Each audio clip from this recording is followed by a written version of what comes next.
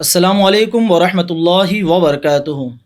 میرے پیارے آقا صلی اللہ تعالیٰ علیہ وسلم کے پیارے دیوانوں، پچھلے ویڈیوز میں ہم نے کئی ساری چیزوں کو سماعت کیا کہ قربانی کے فضائل کیا ہے، قرآن و احادیث میں اس کا ذکر کیا ہے۔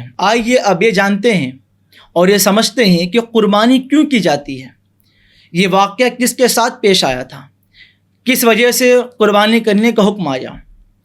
قربانی کا جو واقعہ پیش آیا تھا یہ حضرت ابراہیم علیہ السلام کے ساتھ آیا تھا۔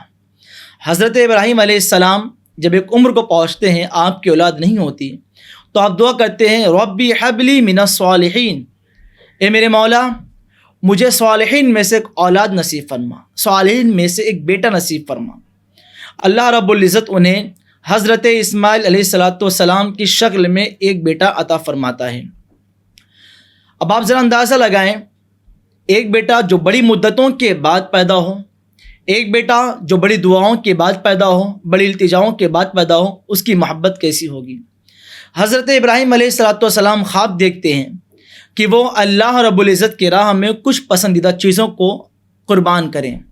حضرت ابراہیم علیہ السلام پہلے اونٹ کی قربانی دیتے ہیں، پھر خواب دیکھتے ہیں کہ وہ اللہ کی راہ میں کچھ پسندیدہ چیز کو قربان کریں، پھر وہ اونٹ کی قربانی دیتے ہیں۔ جب اونٹ کی قربانی دیتے ہوئے جاتے ہیں تو 7 دن گزرنے کے بعد جب وہ اونٹ کی قربانی دیتے ہیں اور پھر بھی مسلسل خواب آتے ہیں، تو 7ویں ذی الحجہ کا جب دن گزر جاتا ہے تو 8ویں ذی الحجہ کو آپ خواب دیکھتے ہیں کہ ابراہیم اپنے بیٹے کو اللہ کی راہ میں ذبح کرو۔ حضرت ابراہیم علیہ السلام جب بیدار ہوتے ہیں تو یہ خیال کرتے ہو یہ خواب رحمانی ہے یا خیالی ہے، اسی لیے اس دن کو یوم ترویہ کہا جائے، یعنی سوچ و بچار کا دن۔ پھر 9ویں ذی الحجہ کو آپ خواب دیکھتے ہیں کہ اللہ کی راہ میں اپنے بیٹے اسماعیل کو ذبح کرو۔ جب دن گزرتا ہے، جب رات گزرتی ہے اور دن آتا ہے، تو آپ یہ پہچان جاتے ہیں یہ خواب خیالی نہیں بلکہ رحمانی ہے، اسی لیے اس دن کو یوم عرفہ کہا گیا ہے، پہچاننے کا دن۔ پھر 10ویں ذی الحجہ کو آپ خواب دیکھتے ہیں کہ اپنے بیٹے کو قربان کرو، تو آپ یہ پختہ ارادہ کر لیتے ہیں کہ میرے بیٹے کو میں صبح کو اللہ کی راہ میں قربان کروں گا، ذبح کروں گا۔ اسی لیے 10ویں ذی الحجہ کو یوم نحر یعنی قربانی کا دن کہا گیا ہے۔ حضرت ابراہیم علیہ السلام اس خواب کو کسی کو بیان نہیں کرتے، نہ اپنے بچے کو بیان کرتے ہیں اور نہ ہی اپنی بیوی حضرت حاجرہ علیہ السلام کو ذکر کرتے ہیں، اور انہیں یہ بتاتے ہیں کہ میں نے ایک روایت کے مطابق ایک جنگل میں لے کر جا رہا ہوں جہاں سے ہم لکڑی لے کر آئیں گے، اور ایک روایت کے مطابق یہ ہے کہ ایک بادشاہ کے گھر لے کر جا رہا ہوں جہاں ہماری دعوت ہے۔ میرے حال دونوں نکلتے ہیں گھر سے یہ کہہ کر کہ وہ دعوت میں جا رہے ہیں یا پھر لکڑی لینے جا رہے ہیں۔ صرف حضرت ابراہیم علیہ السلام یہ بات جانتے ہیں کہ میں اپنے بیٹے کو قربانی کے لیے لے کر جا رہا ہوں، نہ ماں جانتی ہے اور نہ ہی بیٹا جانتا ہے۔ راستے میں گزرنے کے بعد سب سے پہلے شیطان حضرت حاجرہ علیہ السلام کے پاس آتا ہے اور یہ کہتا ہے کہ کیا آپ کو معلوم ہے کہ آپ کے شوہر حضرت ابراہیم آپ کے لخت جگر کو کس جگہ لے کر جا رہے ہیں؟ تو فرماتی ہاں مجھے معلوم ہے، وہ سامنے جنگل میں جا رہے ہیں لکڑیاں لینے کے لیے۔ تو شیطان کہتا ہے نہیں، آپ کو معلوم نہیں کہ وہ آپ کے بیٹے کو قربانی کے لیے لے کر جا رہے ہیں۔ حضرت حاجرہ فرماتی ہیں یہ کیسے ہو سکتا ہے، وہ اپنے بیٹے پر بڑی شفقت کرتے ہیں، اپنے بیٹے کو بہت پیار سے رکھتے ہیں، وہ بھلا ایسا کیسے کر سکتے ہیں؟ وہ شیطان کہتا ہے کہ انہیں اس بات کا خیال ہے، انہیں خواب آیا ہے اور انہیں یہ خیال یہ ہے کہ اللہ رب العزت کی طرف سے مجھے حکم آیا ہے کہ میں اپنے بیٹے کو اللہ کی راہ میں قربان کروں، کیا بھلا ایسا ہو سکتا ہے؟ حضرت حاجرہ فرماتی ہیں اگر انہیں خواب آیا ہے اور انہیں اللہ کی طرف سے حکم ہے تو یہ بالکل صحیح ہے، اور اس میں بہت نیکی کی بات ہے کہ وہ اللہ کی راہ میں اپنے بیٹے کو قربان کر رہے ہیں۔ میرے پیارے آقا صلی اللہ تعالی وسلم کی پیارے دیوانوں، جب شیطان وہاں سے مایوس ہوتا ہے تو سب سے پہلے حضرت اسماعیل علیہ السلام کے پاس آتا ہے اور کہتا ہے کیا تمہیں معلوم ہے کہ تمہارے باپ تمہیں کہاں لے کر جا رہے ہیں؟ تو کہتے ہیں ہاں مجھے معلوم ہے، وہ سامنے جنگل میں لے کر جا رہے ہیں لکڑی لانے کے لیے، اور ہم کچھ دیر میں گھر واپس چلے جائیں گے۔ تو شیطان کہتا ہے ایسا نہیں ہے، بلکہ یہ آپ کے والد آپ کو اللہ کی راہ میں قربان کرنے کے لیے یہاں سے لے کر جا رہے ہیں۔ وہ کہتے ہیں کہ اگر اللہ رب العزت کا حکم ہے تو میں قربان ہونے کے تیار ہوں، میں قربانی کو پسند کرتا ہوں۔ جب شیطان یہاں سے مایوس ہوتا ہے تو اب سیدھے حضرت ابراہیم علیہ السلام کے پاس آتا ہے اور کہتا ہے ابراہیم تم کہاں جا رہے ہو اور کس جگہ کا سفر کا ارادہ ہے؟ تو شیطان جب حضرت ابراہیم علیہ السلام کے پاس آتا ہے تو کہتا ہے ابراہیم آپ کہاں جا رہے ہو، کس جگہ اپنے بیٹے کو لے کر جا رہے ہو؟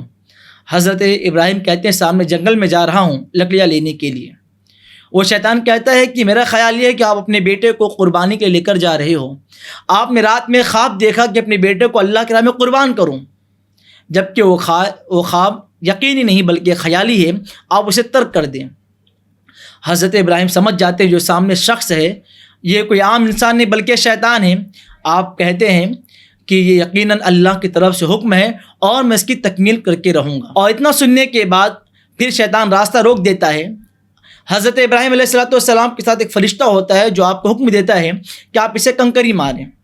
حضرت ابراہیم علیہ السلام پہلی مرتبہ 7 کنکری مارتے ہیں، شیطان راستے سے ہٹ جاتا ہے۔ پھر کچھ دور چلتے ہیں، پھر شیطان راستہ روکتا ہے، پھر آپ اسے 7 کنکری مارتے ہیں اور 7 کنکری مارنے کے بعد پھر وہ شیطان راستہ چھوڑتا ہے، کچھ دور پھر چلتے ہیں، پھر تیسری مرتبہ بھی شیطان روکتا ہے، اور روکنے کے بعد پھر انہیں حکم ہوتا ہے کہ آپ اسے 7 کنکری مارو، اور 7 کنکری جب مارا جاتا ہے تو شیطان سامنے سے ہٹ جاتا ہے۔ اب حضرت ابراہیم علیہ السلام اپنے بیٹے سے مشورہ کرتے ہیں کہ یہ بھی میرا بیٹا بھی جب سنے کہ اللہ کی بارگاہ سے حکم ہے تو وہ اللہ کی راہ میں قربان ہونے کے لیے خوش دلی سے تیار ہو جائے۔ اب ایک باپ اپنے بیٹے سے کہتا ہے اے میرے رخت جگر نور نظر، کہ تمہیں معلوم ہے میں تمہیں کہاں لے کر جا رہا ہوں؟ میں تمہیں جنگل میں لکڑی لینے کے لیے نہیں جا رہا ہوں، بلکہ میں نے خواب دیکھا کہ اللہ کی راہ میں کچھ پسندیدہ چیز کو قربان کیا جائے، تو مجھے تم سے زیادہ محبوب کوئی چیز نہیں ہے۔ میں نے اس سے پہلے اونٹ کو قربان کر کے دیکھ لیا، لیکن اس سے بھی کام نہیں بنا۔ پھر مجھے مسلسل خواب آئے، اور یہ خواب آئے کہ میں تمہیں اللہ کی راہ میں قربان کروں۔ آپ کا کیا مشورہ ہے؟ حضرت اسماعیل علیہ السلام فرماتے ہیں اے بابا جان، اگر اللہ رب العزت کی جانب سے آپ کو حکم ہے تو آپ یقیناً مجھے اللہ کی راہ میں قربان کریں۔ آپ یقین رکھیں کہ آپ مجھے صبر کرنے والا پائیں گے اور صابر پائیں گے، اور اللہ کی راہ میں مجھے قربان کرنا بڑی نیکی کی بات ہے، اور میں اپنے لیے باعث فخر سمجھتا ہوں اور یہ نیک اور سعادت مندی سمجھتا ہوں کہ آپ مجھے اللہ کی راہ میں قربان کریں گے۔ حضرت اسماعیل علیہ السلام کے بات سننے کے بعد حضرت ابراہیم علیہ السلام کی آنکھوں سے محبت بھرے آنسو چھلک جاتے ہیں اور گلے سے لگاتے ہیں۔ گلے سے لگانے کے بعد حضرت اسماعیل علیہ السلام عرض کرتے ہیں بابا جان مجھے اس طرح باندھ دینا کہ میں تڑپوں نہ، مجھے قربان کرنے سے پہلے اپنی کمیز کو دور کر دینا، کہیں ایسا نہ ہو کہ میرے خون کے چھینٹے آپ کے اوپر آ جائیں، اور چھری کو تیز کر لینا تاکہ میری روح جلدی سے قبض ہو جائے۔ میرے پیارے آقا صلی اللہ تعالی وسلم کے پیارے دیوانوں، یہ سارے معاملات ہوتے، گفتگو ہوتی ہے۔ اب حضرت ابراہیم علیہ السلام اپنے بیٹے کو قربان کرنے کے لیے اپنی چھری کو تیز کرتے ہیں اور انہیں لٹا دیتے ہیں۔ اب اس سارے واقعے کو اللہ رب العزت نے قرآن مقدس میں اس طرح بیان فرمایا ہے، آئیے اسے بھی جانتے ہوئے چلتے ہیں۔ بسم اللہ الرحمن الرحیم۔ فَلَمَّا أَسْلَمَا وَتَلَّهُ لِلْجَبِينِ، تو جب ان دونوں نے ہمارے حکم پر گردن رکھی اور باپ نے بیٹے کو ماتھے کے بل لٹایا، اس وقت کا حال نہ پوچھ۔ وَنَادَيْنَاهُ أَن يَا إِبْرَاهِيمُ، اور ہم نے اسے ندا فرمائی کہ ابراہیم قد صدقت الرؤیا انا كذلك نجزي المحسنین، بے شک تو نے خواب سچ کر دکھایا، ہم ایسے ہی صلہ دیتے ہیں نیکوں کو۔ انا هذا لهو البلاء المبین، بے شک یہ روشن جانچ تھی۔ وفدیناہ بذبح عظیم، اور ہم نے ایک بڑا ذبیحہ اس کے فدیے میں دے کر اسے بچا لیا۔ میرے پیارے آقا صلی اللہ تعالی وسلم کے پیارے دیوانوں، یہ قرآن مقدس کی آیات تھی جس میں اللہ رب العزت نے اس منظر کو ذکر فرمایا ہے کہ قربان کرنے سے پہلے اللہ رب العزت نے یہ بشارت دے دی ابراہیم آپ نے اپنے وعدے کو سچ کر دکھایا، آپ نے جو خواب دیکھا تھا آپ نے سچ کر دکھایا، اور اللہ رب العزت ایسے ہی جانچتا اپنے نیک بندوں کو اور انہیں اس کا صلہ دیتا ہے۔ حضرت ابراہیم علیہ السلام جب حضرت اسماعیل علیہ السلام کو قربان کر رہے تھے تو اس وقت اللہ رب العزت نے اس بات کا حکم دیا جبریل امین کو، جبریل جنت کا دمبا لے کر جاؤ اور جو حضرت اسماعیل علیہ السلام کا فدیہ ہوگا۔ حضرت ابراہیم علیہ السلام اب یہ قربان کرنے والے ہوتے ہیں کہ حضرت جبریل امین دیکھتے ہیں کہ ایسا نہ ہو کہ وہ قربان کر دے تو فرماتے ہیں اللہ اکبر اللہ اکبر۔ حضرت ابراہیم علیہ السلام آسمان کی طرف دیکھتے ہیں، فرماتے لا الہ الا اللہ واللہ اکبر، اور حضرت اسماعیل علیہ السلام فرماتے ہیں اللہ اکبر وللہ الحمد۔ ان تینوں مجموعے کو اللہ رب العزت نے اتنا پسند فرمایا کہ اللہ رب العزت نے ایام حج کے موقع پر ایام تشریق میں اسے پڑھنے کا حکم دیا، اور فرمایا کہ 9ویں ذی الحجہ سے لے کر 13ویں ذی الحجہ تک ہر نمازی اسے نماز کے بعد ادا کرے گا۔ یہ ادا اللہ رب العزت کو پسند فرمائی۔ میرے پیارے آقا صلی اللہ تعالی وسلم کے پیارے دیوانوں، اب آپ یہ سوچ رہے ہوں گے کہ یہ خواب دیکھ کر اتنا بڑا فیصلہ کیسے لے لیا گیا؟